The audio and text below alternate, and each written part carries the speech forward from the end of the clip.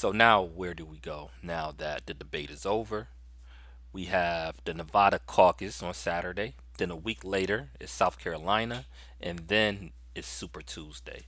So who knows? This race could be over at the end of Super Tuesday, but it could be more of a muddle. We don't know. It looks like Bernie have a lead in Nevada, but it's a caucus. Caucus is unpredictable, so we'll see. South Carolina, I don't know what's going to happen there. Last polls, Biden was still up, but his lead is going down. How will the debate affect that? I don't know. Will Warren get a bump out of this? On Super Tuesday, will Bloomberg go down? Hopefully, because he shouldn't even be in this race in the first place. And if you watch this channel, you'll know my feelings on that. But it's going to be interesting. It's going to be interesting. Bernie is the favorite, but there's still life for Biden. I know people want to bury him, and to me, he's not a good candidate. He's not what he used to be, and besides that, he supported some really bad policies in the past. But Biden have telegraphed his attacks because this coming Tuesday is another debate, and I think Biden is going to hit Bernie on his past votes on guns, the Brady bill. I think he's going to make a point to bring that up, and on him voting against the immigration bill in '07. So I think that's going to be the lines of attack for Bernie. Also, the medical records. And let me just address the medical records real quick. A lot of Bernie Sanders supporters are upset about this, about Elizabeth Warren today, saying that he didn't do enough with releasing his medical records. And I understand why people are mad because Bernie do get shitted on by the mainstream media. We're going to keep it 100 right now. The mainstream media hate Bernie Sanders, and that's true. But sometimes these are fair attacks. I mean, he is, what, 78, did have a heart attack, and I think the average person would say it's not unreasonable to ask for his full medical records. I don't think that's unreasonable because we need to know what type of health he in because with Bernie, it's going to make a huge difference who his vice president is. It really is. It really is. And I have my feelings on Sanders' presidency because I am supporting Bernie Sanders right now. And that's just because out of him and Elizabeth Warren, I think he have a better shot at this moment of winning the nomination and beating Trump. So that's why I'm supporting Bernie. Do I agree with everything Bernie says? No, I don't. But I do agree with Medicare for all. I do agree with free college. And that's two of his main things he's running on. I believe in debt forgiveness, student loan debt forgiveness, and that's a major, major policy that would help me and my family out, and not just me and my family, a lot of other millennials as well, millennials, Gen Xers. I think sometimes baby boomers don't understand the burden of student loan debt. So that's major policies right there. There's other policies I think these need to be pushed on. And I'm going to have a lot of videos coming in the next week or so. Um, we bringing back Let the Ink Speak. We bringing back um, consciousness and comics. So we get into that. But we also going to get to a lot of policy breakdowns. That's lacking right now. In most of these shows, you get the horse races. You talk about who's up, who down, but at the end of the day, what policies is going to make the difference in your life? And that's what we should be asking. So I'm going to be breaking that down shortly. So stay tuned for that.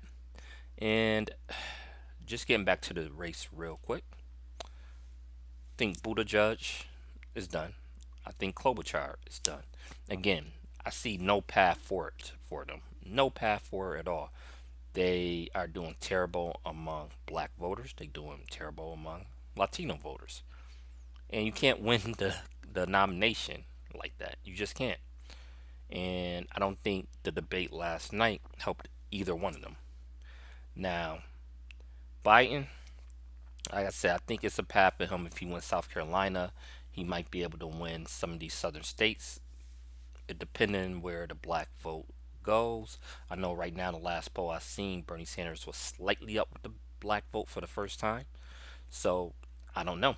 I don't know about South Carolina. Tom Steyer can make a difference in South Carolina, and he actually is talking directly about racial issues and saying that he support reparations. Now, what version of reparations he support, he still got to be clear on. But South Carolina is going to be a good indicator as well. Where do states like Alabama, Oklahoma, Virginia, Super Tuesday go? Is Bernie Sanders going to be able to keep that big lead in California? So these are all interesting questions. And I don't know, hopefully by the end of Super Tuesday, we'll have a pretty clear idea who the nominee is, hopefully. I think Warren still got an outside chance. Outside chance. I know people say that she have no path. It's a narrow path, not likely, but I wouldn't write her off yet.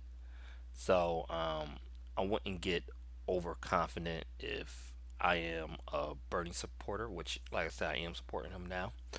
I wouldn't be too confident that he got this thing wrapped up because you never know. And with Bernie, you want him to have a huge lead because you don't want any convention fuckery. But at the end of the day, if Bernie have the most delegates, I know people freaking out about this too. I think candidates are saying what they have to say right now about the convention. I mean, even Bernie said something similar in 2016. And that's why I'm saying that certain Bernie supporters and stations got to chill out a little bit. Like they are, and I understand because these policies are important, but also, sometimes you got to detach yourself for that and realize this is a primary. This is politics. And sometimes politicians going to do politician things. Other candidates, what they're saying right now is smart, you know, um, because there's several different scenarios. So what if somebody have the most delegates, but they don't have the popular vote? You know, in that situation, it wouldn't need to be a convention.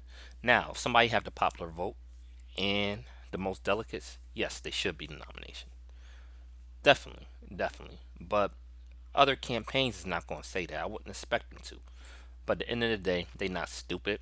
You didn't heard Obama former campaign manager David Plouffe, even Terry McAuliffe, a Clinton guy, said that whoever have the most delegates is going to get the nomination because it'd be stupid not to, unless you try and throw the election, and that could tear apart the whole party. It might not be no more Democratic Party if they do that. So if Sanders supporters don't get overconfident in winning the delegate count because there's a lot of work to do.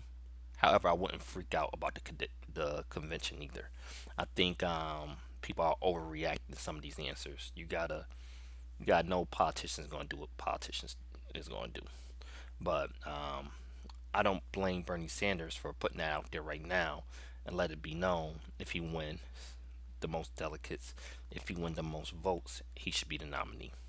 Definitely, definitely. That should be it. And it would be smart by his campaign to bring up the electoral college about how Democrats are railing against the electoral college. They should do the same thing. Whoever have the most votes should win. And this is an opportunity to bring up abolishing the electoral college, which because we really do need comprehensive voting reform. I know with the electoral college, probably take a constitutional amendment, but those conversations need to be had because the college is garbage. It's straight up garbage.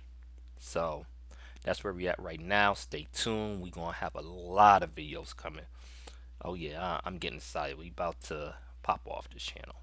So don't forget to subscribe. Don't forget to share. Don't for, don't forget to click that notification bell. Peace.